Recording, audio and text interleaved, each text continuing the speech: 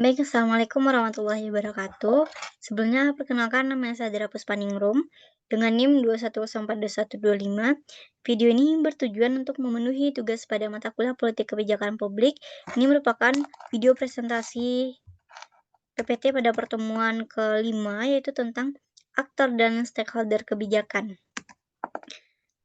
Nah, pertama kita masuk dulu kepada definisi dari stakeholder itu sendiri.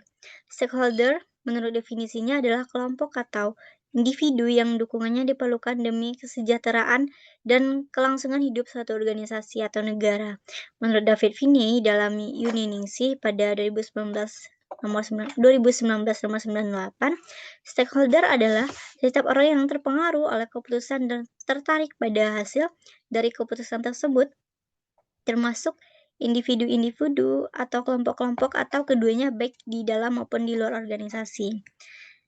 Clarkson dalam Gebler Edition pada 2008 nomor 6 membagi stakeholder ini menjadi dua, yaitu stakeholder primer dan stakeholder sekunder.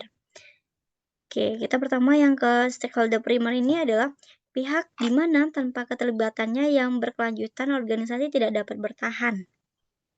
Menurut Clarkson, suatu organisasi dapat didefinisikan sebagai suatu sistem stakeholder primer yang merupakan rangkaian kompleks hubungan antara kelompok-kelompok kepentingan yang mempunyai hak, tujuan, harapan, dan tanggung jawab yang berbeda.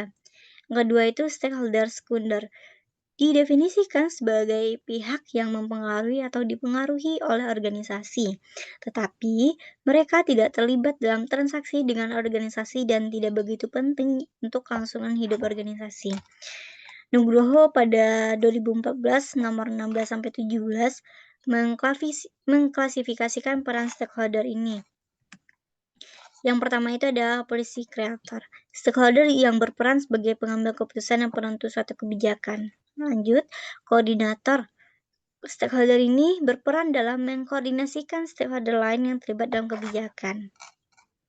Selanjutnya itu fasilitator.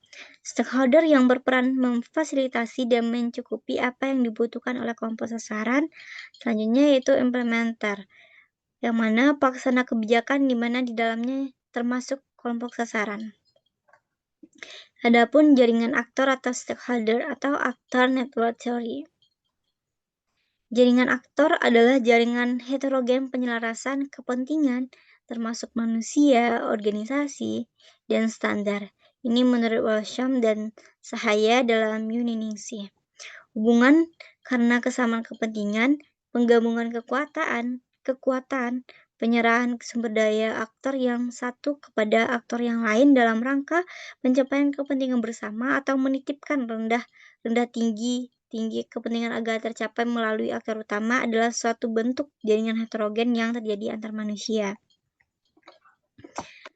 Aktor dan stakeholder kebijakan adalah individu atau kelompok yang terlibat secara aktif dalam proses pembuatan, implementasi, atau evaluasi kebijakan publik.